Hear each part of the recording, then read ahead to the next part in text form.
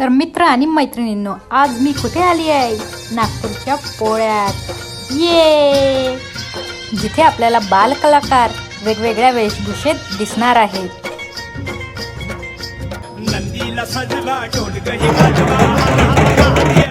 आणि ही झाली नंदीवर शंकरजींची royal entry.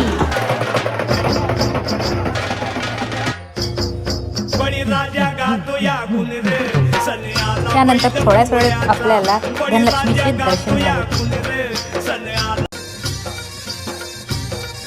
त्यानंतर या दोन बालकांनी जबरदस्त वेशभूषा घेऊन पूर्ण गर्दीचे लक्ष स्वतःकडे वेधून घेतलेत.